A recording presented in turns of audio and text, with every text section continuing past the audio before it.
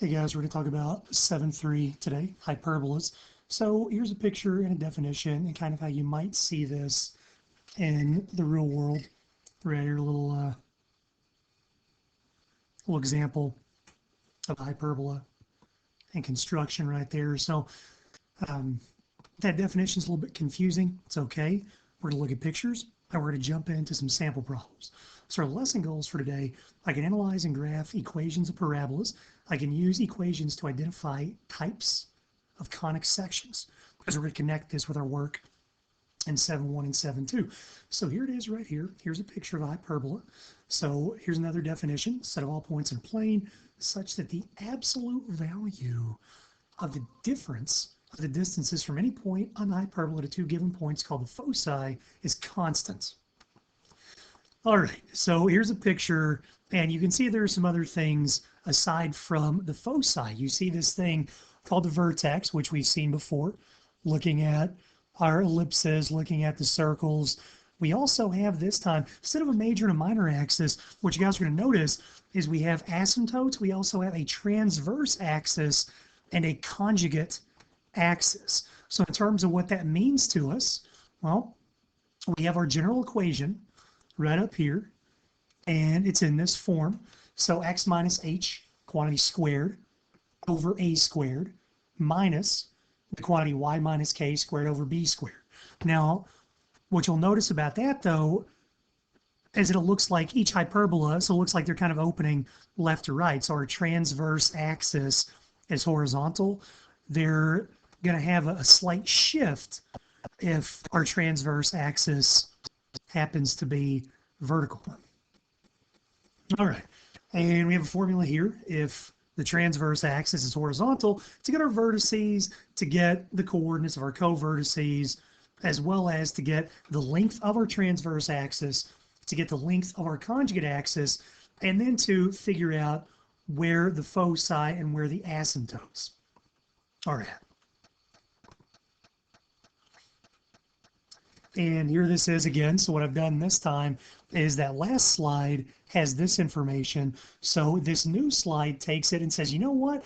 Let's compare and let's contrast that information with what happens if that transverse axis is vertical. So the minus stays the same.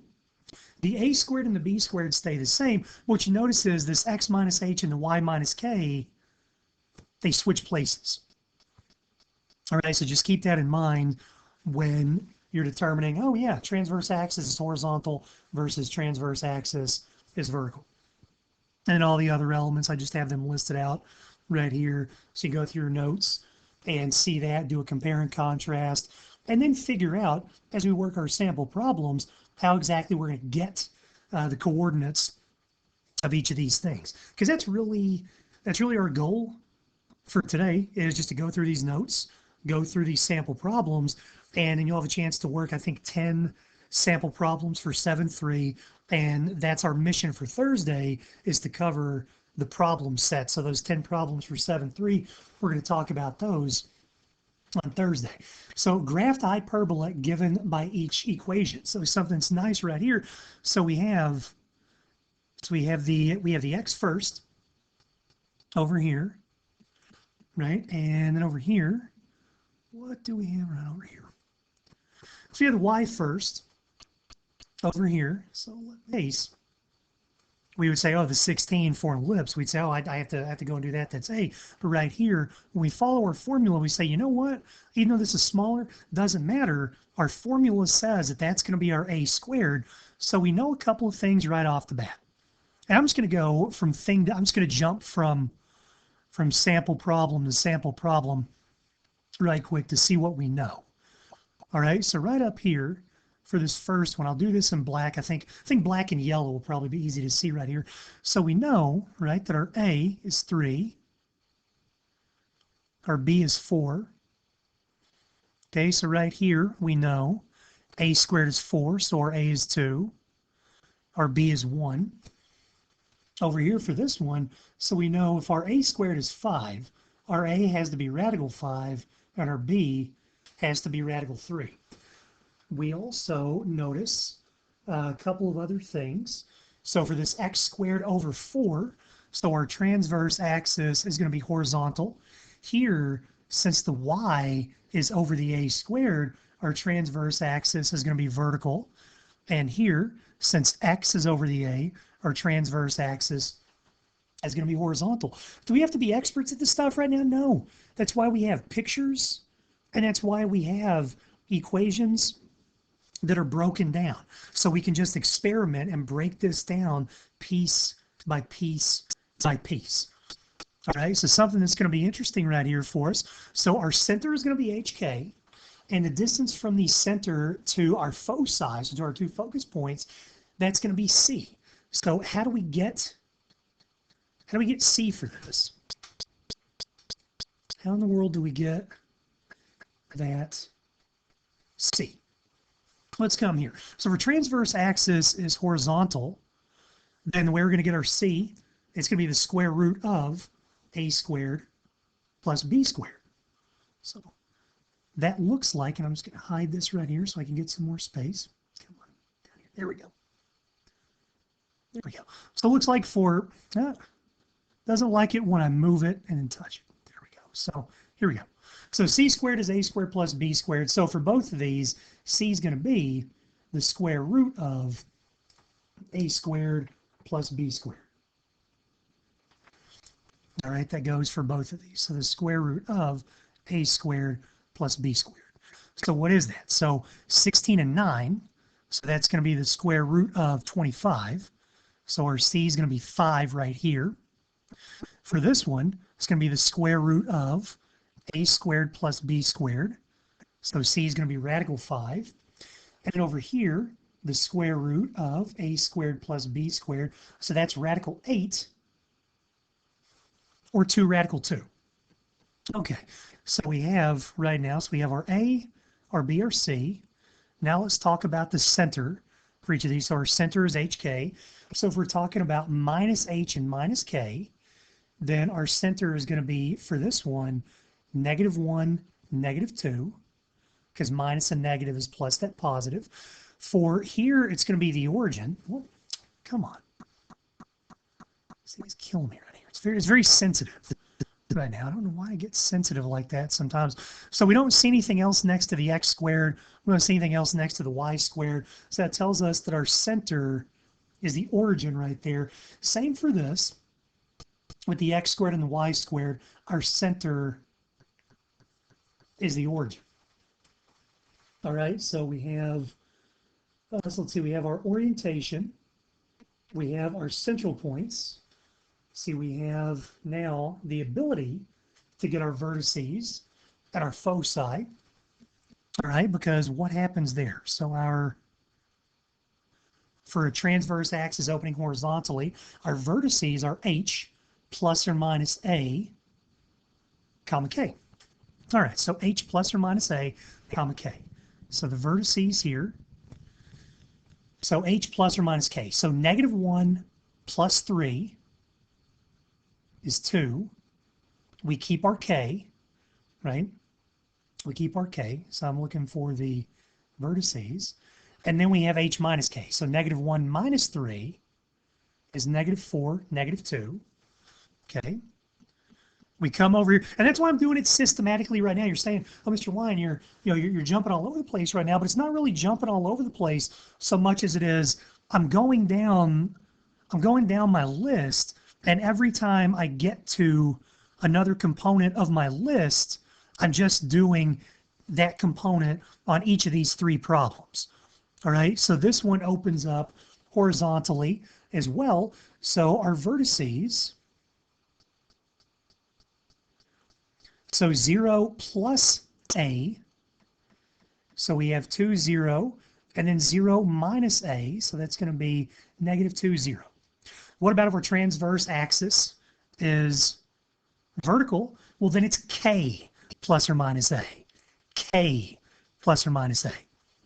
So our vertices for this one are out of my central point is 0, 0. Then the zeros are going to stay the same. And we're going to have k plus or minus a. So 0, what is that?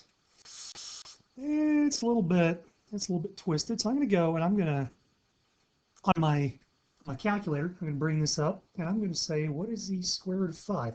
So radical 5 is 2.236. So we can say 2.24. So I'll say 2.24 right there for that. Okay. So 0, 2.24, and 0 minus 2.24. All right?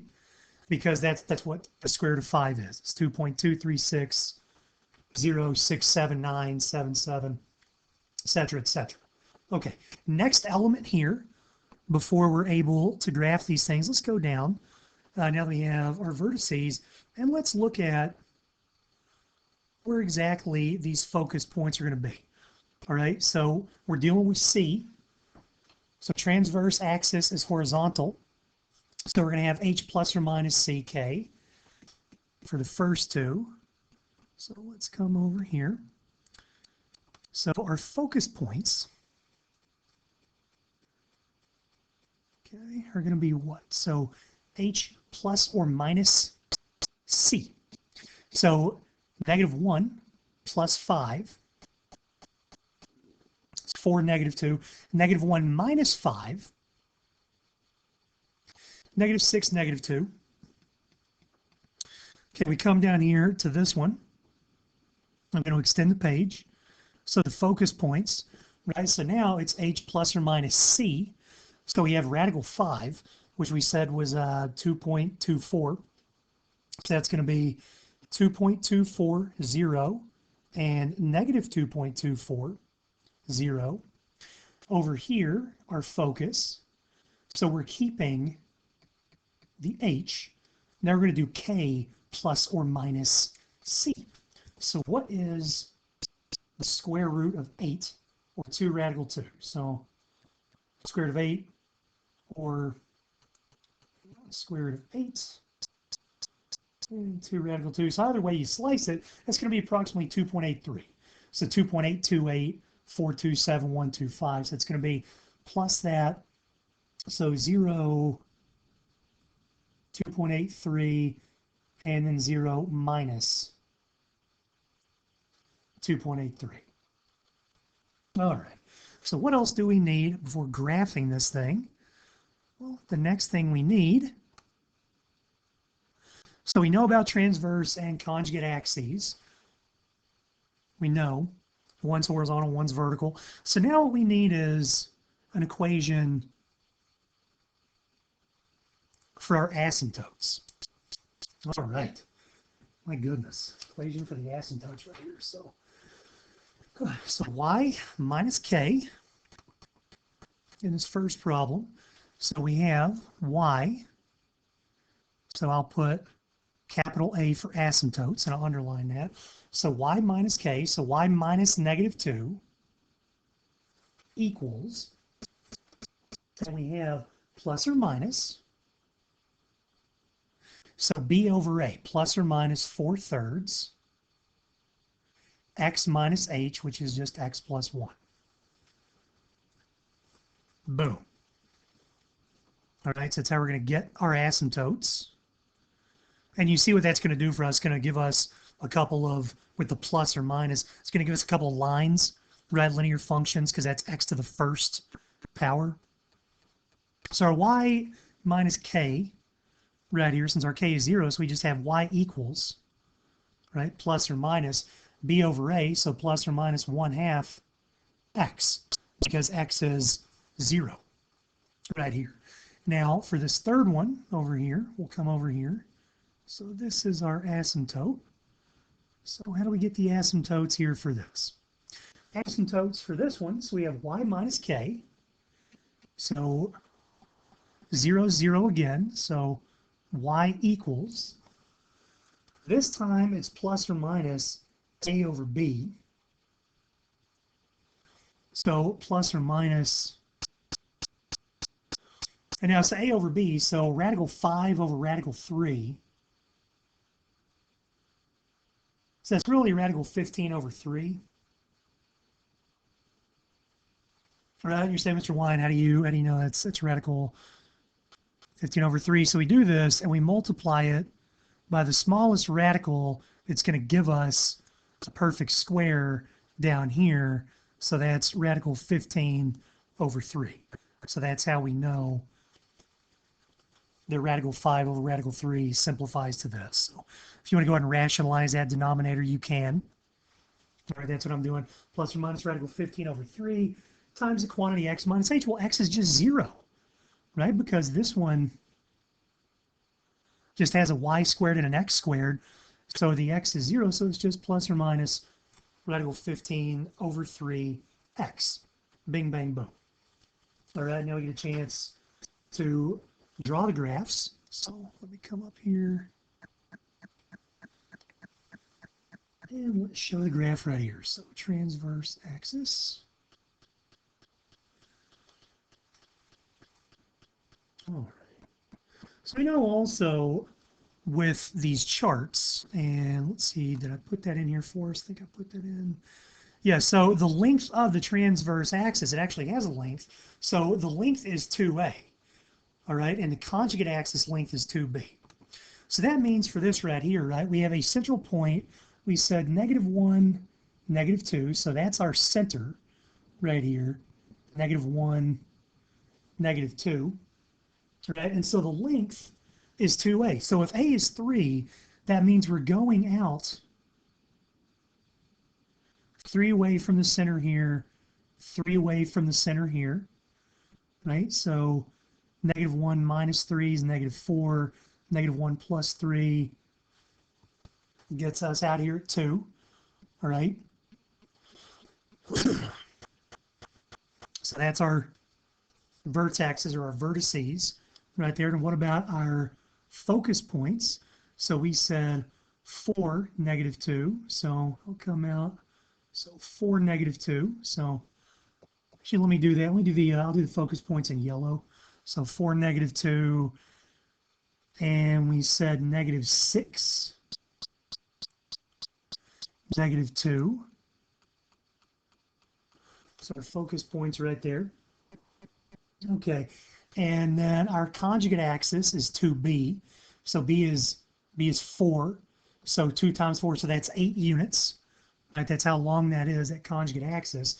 So what's happening right there, if we go from -2 up 4, so we're coming up here. I'll do length of the conjugate axis, so that's in red. And we're going down 4, so down 4. Okay, so that's our conjugate axis. And then we said what we set out for the transverse axis, 18. I'm sorry, out 6. So let's see here. So here, boom. And then we sit there and we graph this. So that y plus 2 right here. So that's plus or minus. That doesn't look good, does it? I'll put that in yellow. I think yellow is going to really pop right here. So we have 4/3 x. So then we have -2. When we bring that over, right? So -2. So 4/3 -2. So -2/3, and then -4/3 x.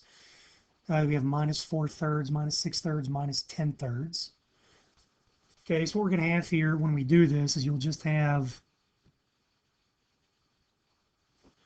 right, you'll have your asymptotes coming up there through the center, and then we're going to have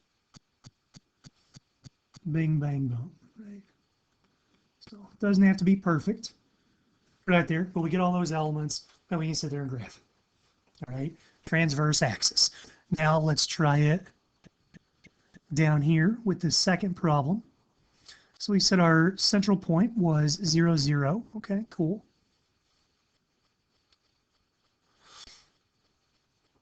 Okay, what about vertices? 2, 0, -2, 0. So we have 2, 0, -2, 0. All right.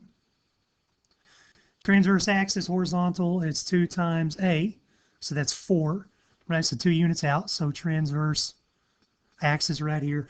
Conjugate axis is 2b, So 2 times 1 is 2, so we're going up 1, down 1. So that's our conjugate axis right there. What about our foci? So I'm going to do those. I'm going to do those in blue. So we have 2.24,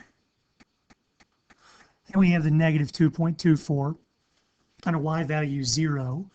And then we have, right, up 1 over 2, down 1 over 2, up 1 over 2, down 1 over 2. So I'm going to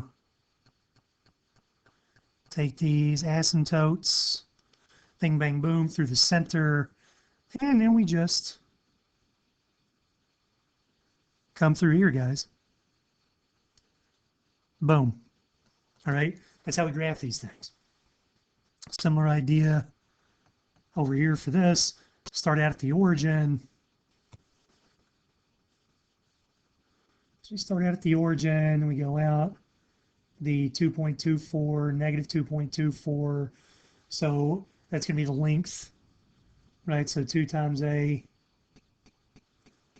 boom. There's a 2 times a radical 5, and then 2 times a radical 3. So boom, conjugate axis. Then our focus points. So we're coming out the 2.83, negative 2.83, and we have that radical 15 over 3 times x. So what is that? I'm going to bring up a calculator. So radical 15 over 3. So that's 1.29x. So I'm going to say, so 1.3x right there essentially. So we're just going to have that kind of coming up here, kind of coming up here. Then take your lines, go through. Oh, hang on. You know, I did that all backwards, didn't I? I'm sorry about that. Because it's supposed to be vertical. So, whoops. Go ahead and take these off. It should have been vertical. All right. Should have been vertical, no biggie. So 2.83, negative 2.83. So you have the 2.24, negative 2.24, 2.83, negative 2.83. Then, so we have conjugate axis, transverse axis. We're coming up here with our asymptotes. Bing, bang, boom. Because what's important for this stuff? The bing, the bang, the boom, right? Bing, bang, boom. That's what's important. All right, so this will be on the video as well because I'm recording this as I'm talking to you guys now. Ooh, graph the hyperbola given by each equation. That's very, very interesting right here. So, let's take a look right here at this one. So we have 2x squared minus 3y squared minus 12x equals 36. All right, so what are we going to do here? So let's get the 2x squared minus 12x together. Let's get to minus 3y. Okay, so here we pull out a 2. So x squared minus 6x, we're going to complete the square, right? And minus 3, was it just a y? Minus 3y squared. So we pull that out, and we just have y squared. Right there, guys. So let's see here. So that tells us that y is going to be 0 for this, which is interesting. Because in terms of completing the square, b is 0, take half of that, 0, square it, 0, bing, bang, boom. Okay, so we complete the square, we identify b, we take half of it, we square it, and then we add and we subtract it, right? It's completing the square 101. So we have 2 times, and this will be x minus 3 quantity squared plus 2 times negative 9. So 2x minus 3 quantity squared minus 18 minus, so here we have minus 3y squared, sorry, equals 36. Should be an equals right there. So let's add 18. Okay, let's see what we get right here. So we get 2 x minus 3 quantity squared minus 3y squared equals 54. Okay, so now what we need to do is we need to try to get rid of, right, the 2 and that negative 3 for themselves, right? So we're going to do some division. And let's see here. So what's going to happen with that? Actually, in order to get rid of the 2 and the 3, every single time we look at one of these equations, what you're going to notice is equals 1, right? Equals 1 equals 1. So when you start to wonder, how in the world do I get rid of that 2 and that negative 3? The temptation, I think, is to look at those and say, well, 2 and a negative 3, that's negative 6. Let's divide everything by negative 6. But if you did that, that's still not going to give us a 1 over here. So we want to turn this into a 1. Right? So we have to divide everything by 54. So 54 divided by 54 is 1. So here that's going to give us an x minus 3 quantity squared, right? And 2 goes into 2 once. 2 goes into 54 27 times, right? And then what we have over here, so 3 goes into 3 one time, and 3 goes into 54 18 times right there. Okay, so now we know for this, right? So our central point is 3, 0. Our A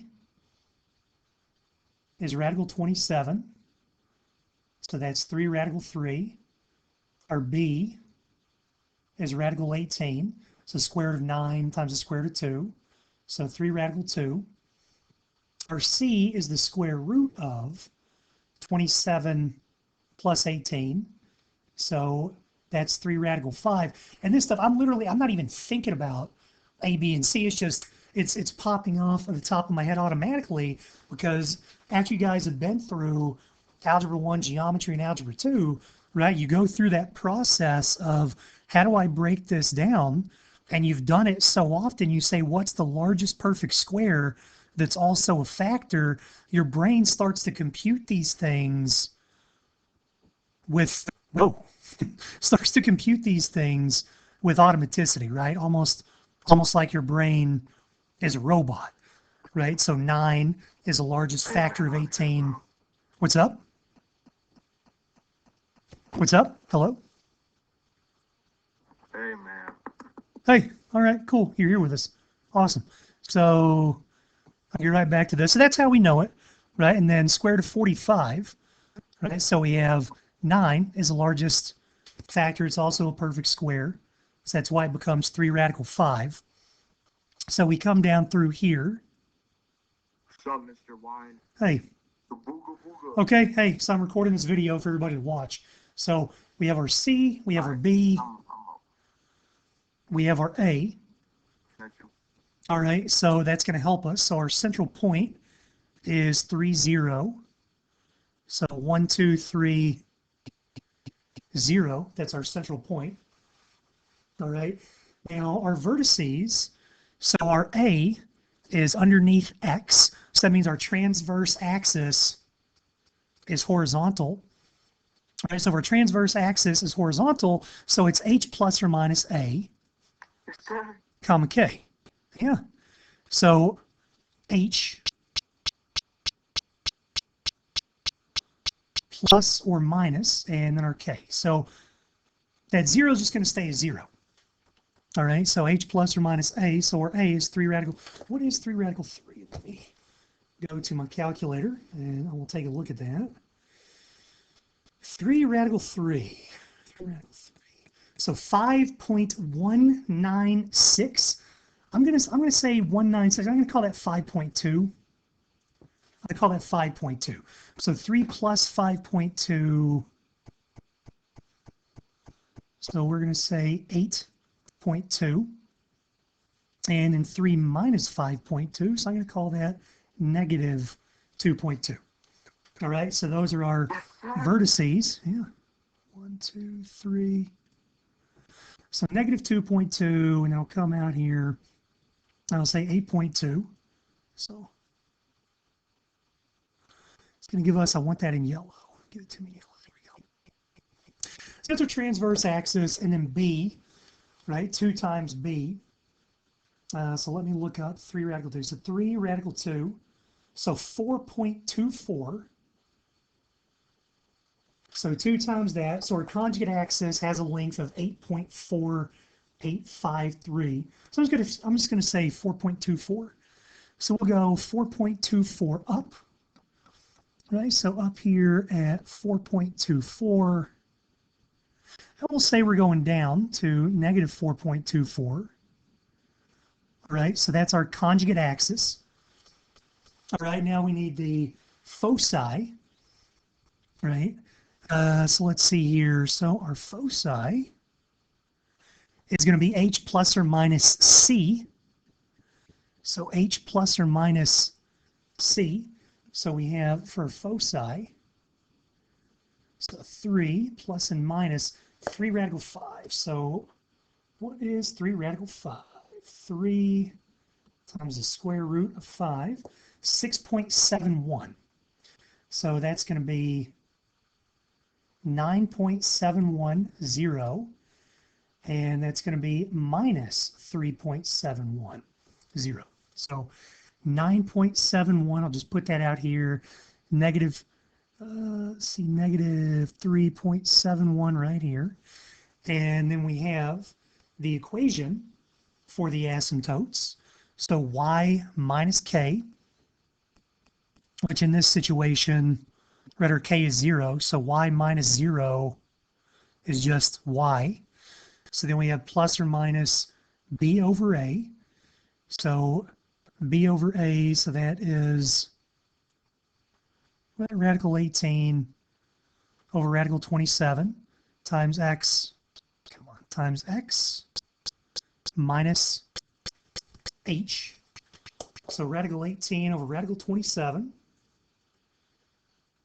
The square root of 18 radical 27. So 0.816, 0.816. So we'll just have our asymptotes coming up here through the center. Our slope is 0.816 and negative 0.816. And then transverse axis opens up horizontally. So we come through here, bing, bang, boom, all right? Boom. That's how we do this. All right, so we'll move into the next one. If we have sufficient characteristics of a hyperbola, we determine its equation when graphing plot near the vertices to improve the graph's accuracy as the graph approaches the asymptotes as it moves away from the vertices. All right, so given these characteristics, write an equation for the hyperbola. All right, so what do we have right here? So we have 3, 2, and we have 3, 6. So our x's are the same. Our y's are different right here for 3a.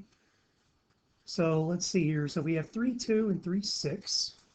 Let me go ahead and let me graph that right here. So if our vertices, right, 3, 2, 3, 6. So what's that telling us about that transverse axis? So we have 3, 2, and 3, 6. So that tells us that our transverse axis tells us that it's vertical.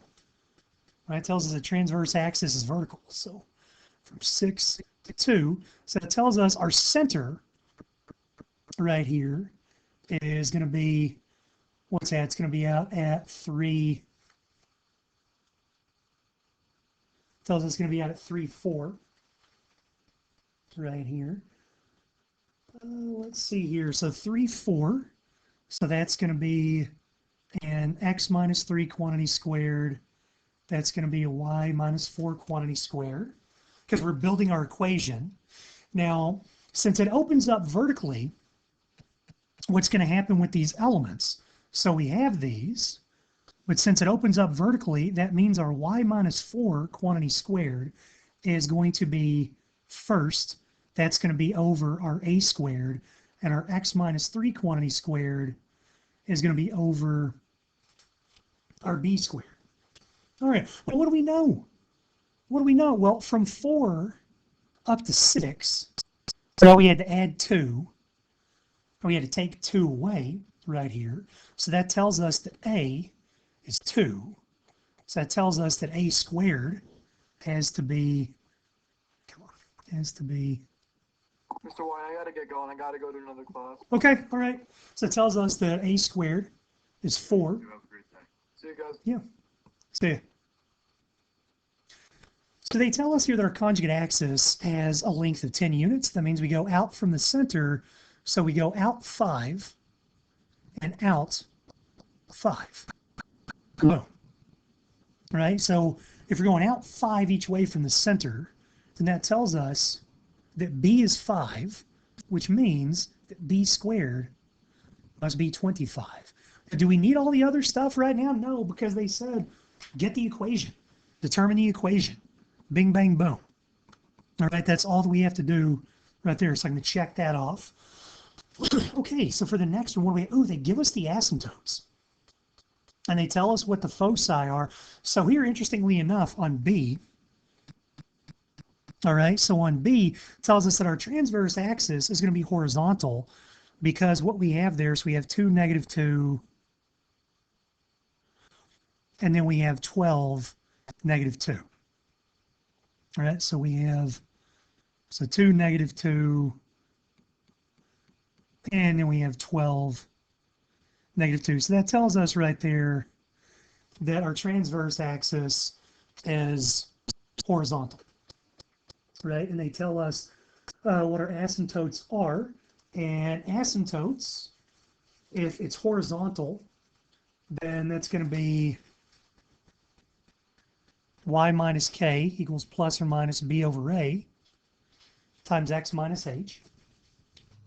All right, so that's interesting for us. So they give us right here, so they gave us 3/4 x or 0.75 minus 29/4 y, and they give us -3/4 or -0.75 x plus 13/4. Oh, I'm sorry, not 29/4 y, just 29/4. There we go. All right. So that's interesting. So we know what b over a is, which is nice. So it tells us right there. It tells us that b is 3, a is 4. So it tells us b squared is 9, a squared is 16. That's awesome. All right, so whatever our central point is, all right, so actually let me see, let me get C here. So C is the square root of a squared plus b squared. So 5 units away from that central point. So I wonder, how far away are 2 and 12? Because that was our foci, right? So the foci are coming out from the center. So 12 minus 2 tells us there are 10 units separating 12 and 2. So 2 plus 5 and 12 minus 5 takes us out here to 7. So our central point right here is 7, -2.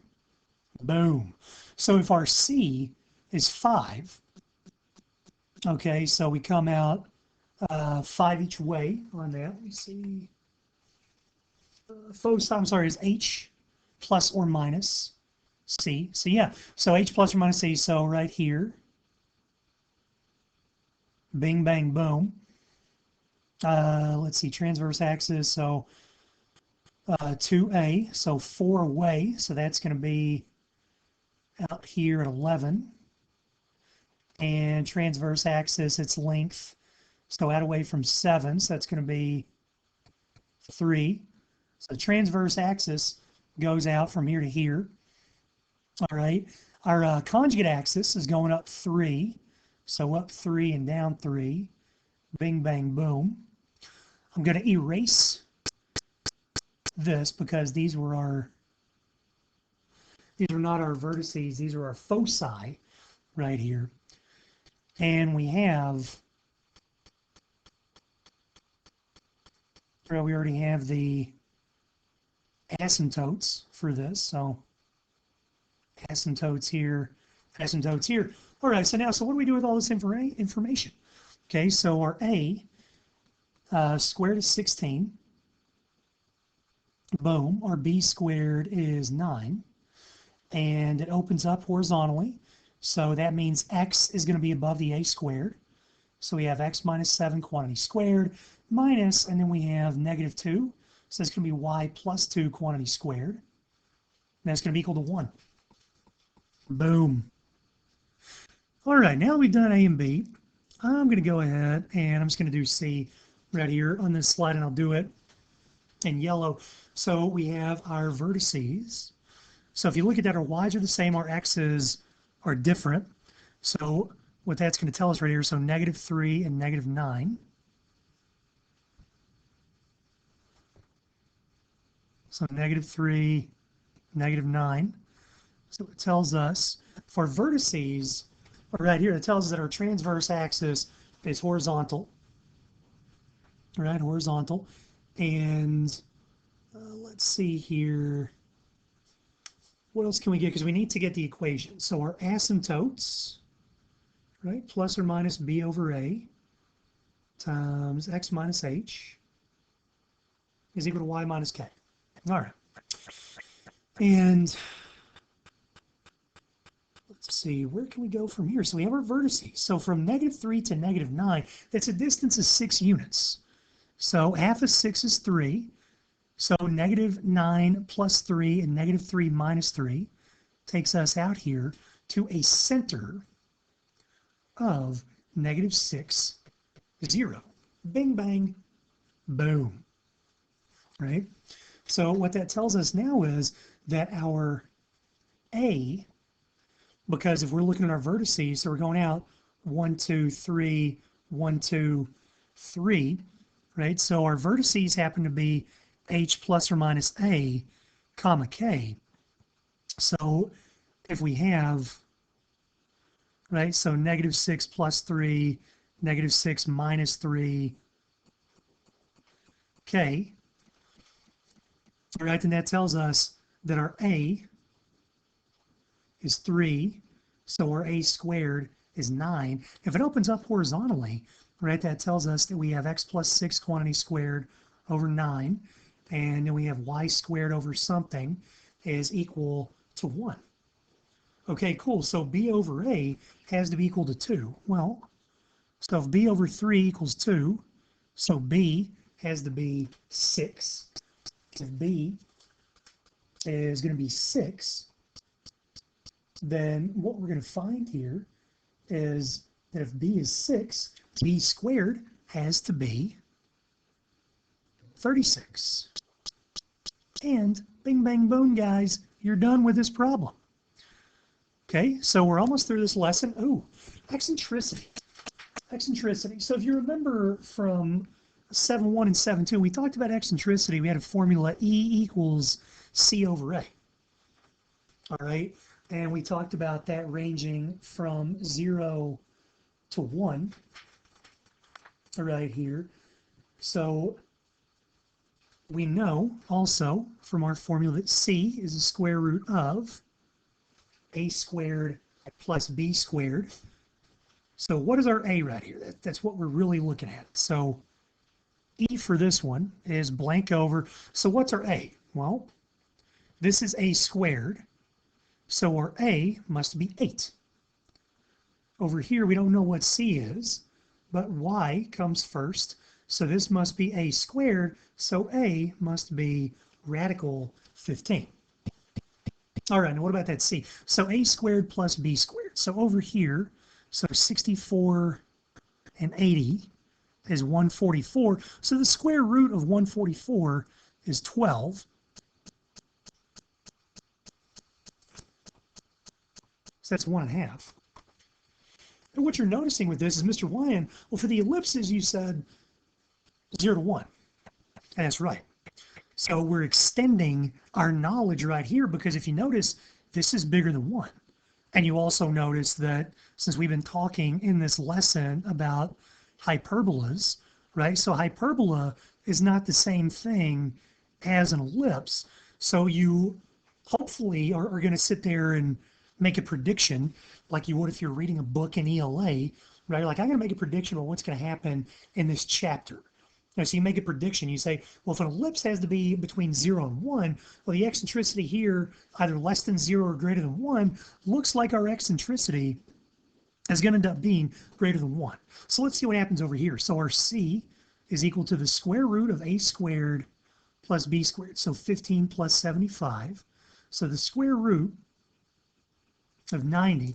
I'm going to go ahead and I'm going to put that into my calculator. So I get the square root of 90 over the square root of 15.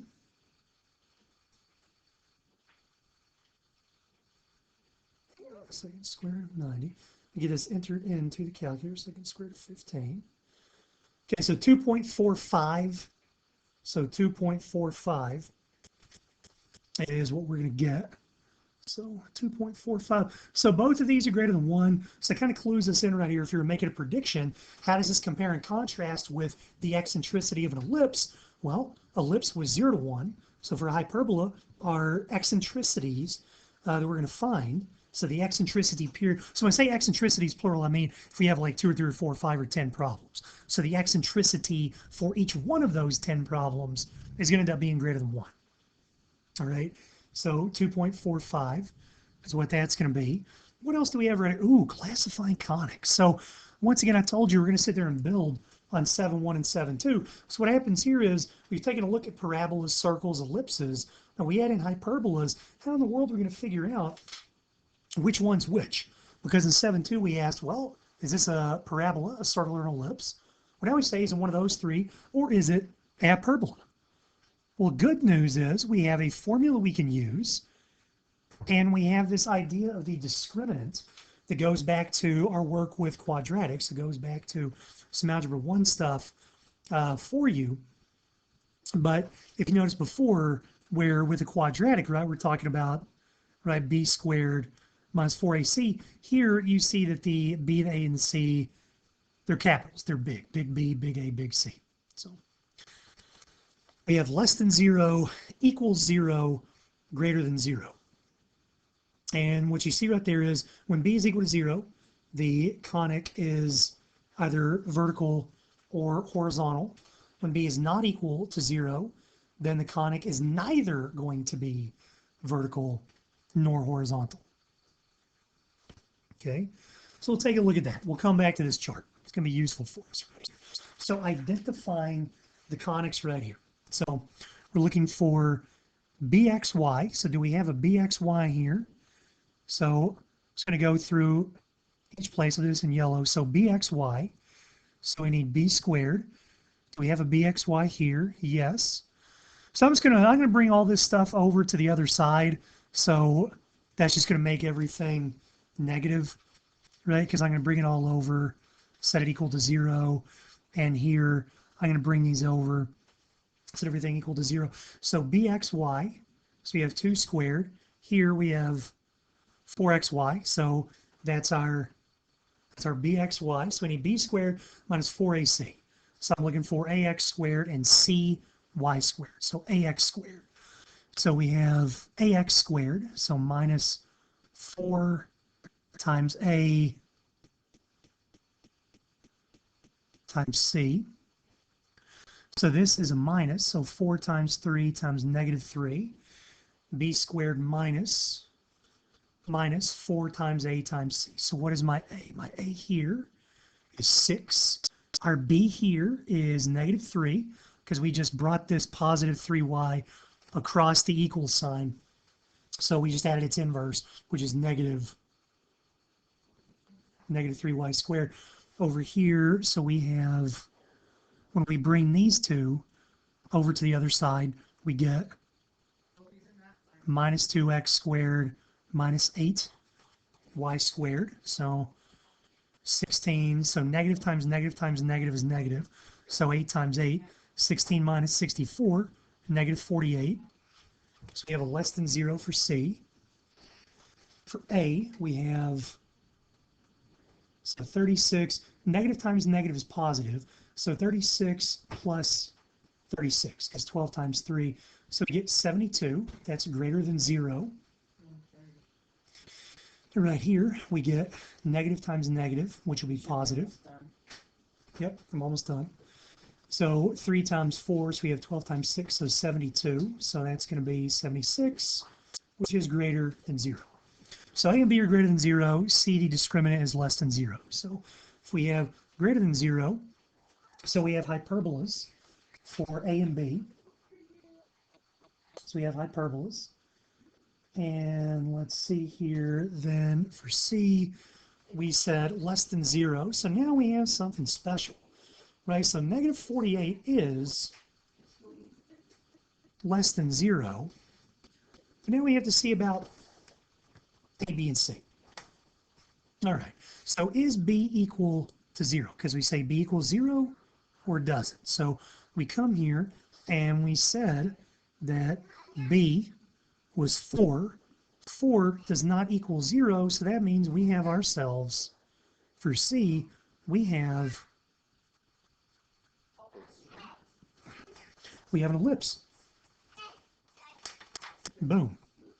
Actually, bing, bang, boom. Right, guys? That's what we have for this. Oh, come on. There we go. Okay, this is the last thing we'll look at today. Yes, we had 2 of these. You know what? We're gonna take a look at this first one. That's gonna be good enough right now, and we'll come back and talk about the rest on Thursday. We'll talk about the 10 problems in the problem set. So right here, we want to find the equation, and then we want to find the coordinates of the lightning strike if it occurred 2.5 kilometers east of the sensors. Okay, let's take a look at some things. So let's go ahead and let's get a graph right here. So you know what, if we're talking about due north of sensor B, let's put the central point then at the origin right there. So A and B are 6 kilometers apart. So that's going to be up here at 3. That'll be A. And then down here at -3, it'll be B. All right. And they tell us, as a bolt of lightning strikes, researchers determining lightning strike occurred east of both sensors. So east is somewhere over here is where that occurred. Okay, somewhere over there. And it occurred 1.5 kilometers farther from sensor A than from sensor B. So it's not going to be equally distant. So somewhere over here is where it occurred. So first thing we're going to do is to find the equation of the hyperbola. So A and B are kind of going to be like our vertices right there. So we have a 0, 3, 0, -3, and we're going to be at the origin, right? So if we're at the origin, so I have an x squared and a y squared. We just don't know right now which could come first. So let's see, A or B right here. So we have, it looks like we're going to have a transverse axis is going to open up vertically. So if that's what we are figuring out right here, if it opens up vertically, then that means the A squared is going underneath the Y. B squared is going underneath the X. All right. So what are we going to take a look at right now? So our C right here is the square roots of A squared plus B squared. Actually, you know what? I'm calling A and B the vertices. Those aren't actually going to be the vertices, are they? Because they're saying for part B, they want us to find the coordinates of the lightning strikes. If they want us to find coordinates, that means this A and this B. So our transverse axis is still vertical, but that means this A and this B are not actually our vertices, are they? No. That means as we go back and reread this, we have to make sure with our problem-solving strategy, right? Step 1, you have to understand. 2, come up with a plan. 3, carry out your plan. 4, check to see if your answer is reasonable. So in terms of understanding this, we say initially vertical transverse axis, horizontal conjugate axis, A and B are going to be the vertices. Then we're looking here and we say, oh, east of both sensors, 1.5 kilometers farther from A than B. And then we need to find the coordinates if it occurred 2.5 kilometers east of the sensors. So that means this distance right here is not from the center to a vertex, it's from the center to the foci. So A squared plus B squared right there is going to be 3 units. right there. So this is our foci. Right? So if it opens up vertically, so we have H, and then we have K plus or minus C. K plus or minus C. Actually go back. So we have H comma K plus or minus C. So since we have the distance from the center to the foci, something else we know is that transverse axis, right? Its length is going to be 2a. And we also know something else about this 2a. We know that the difference of the distances from any point on the hyperbola to the focus is 2a. All right? So the absolute value of the difference in the distances from any point on this hyperbola to the foci is 2a. So if B is 1.5 kilometers closer to it than A, so 2a equals 1.5, so A is equal to 0.75 right here. So A is equal to 0.75. All right, so now we know something useful. So 0.75, so C is equal to, so 0.75 is 3/4. So 3/4 squared plus B squared, we take the square root of that, we get 3. Right, so that tells us that, let me do this in blue. So C is equal to the square root of A squared plus B squared. So that's equal to 3, right? So what's underneath this radical must be equal to 9, since the square root of 9 is equal to 3. All right, so that tells us that if A is 0.75, or 3/4, so 3/4 quantity squared plus B squared is equal to 9. So that tells us that B squared is equal to 9 minus, so what's 3/4 quantity squared? 3 squared is 9, 4 squared is 16. Oof. So 9 minus 9/16. So you can say, oh, that's 8 and 7/16, or we can say this is 144 over 16. It's 9 over 16, so 135 over 16. So that's B squared. So that tells us that B is going to be equal to the square root of 135 over 4. All right. So square root of 135 over 4. Let's get something that's going to be useful to us. So the square root of 135 over 4.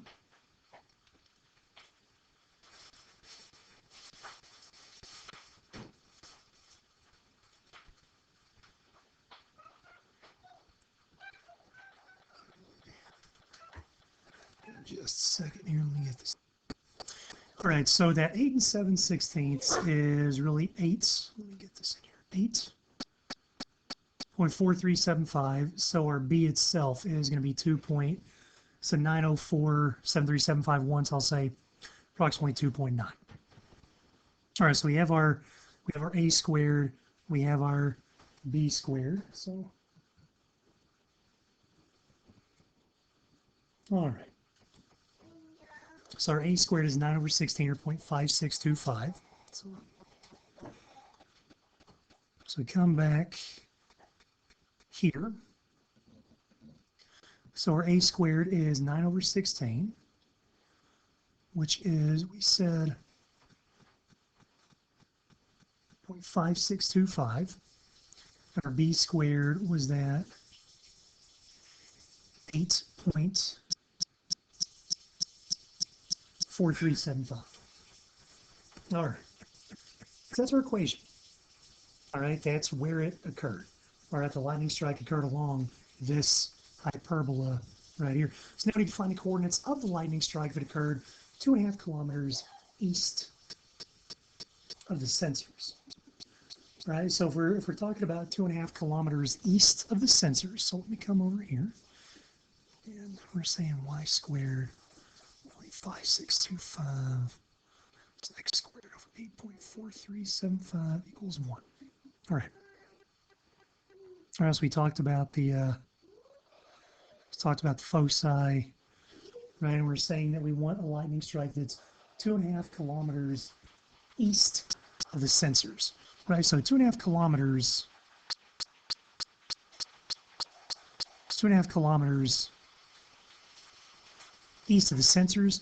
So we're not going 2.5 along the y-axis, we're going 2.5 kilometers off of the x-axis. So that means away from this point of origin from 0, 0. So we're going out 2.5. So you have y squared over 0.5625 minus, I'm going to substitute 2.5 in here. And we can solve this. So let me put in, so 2.5 squared. So we have, right, 6.25 over 8.4375. It's approximately 0.740, repeating 740, 740. All right, so y squared over 0.5625. So I'm going to add this to both sides. So that plus 1. All right, so now we're going to take, and we're going to multiply both sides by 0.5625. So what we have here is y squared, and then we have the 1.740 repeating times the 0.5625 times 0.5625. So y squared is approximately 0.97916 repeating. We're going to take the square root of that. So y is approximately 0.99. All right, now let's see here. So a couple things we need to keep in mind about this. So let's see, the 0.97916. So if you're wondering where's it getting 99, so 0.9895285073, and I just round that up to the 0.99. So if it's east of the sensors, and we know that it's 1.5 kilometers closer to sensor B than it is to sensor A, then we know that this 0.99, we can't just say 0.99, can we? No, we can't do that because we know the sensor lies 1.5 kilometers closer to B than it does to A. So it's not going to be positive 0.99. It's actually going to be negative 0.99 because it's going to be right over here. All right. Hope this has been helpful to you guys. Please watch the video, stop it every time you get to one of these sample problems, check your work, and we'll meet again Thursday, 12:30, and we'll talk about the problem.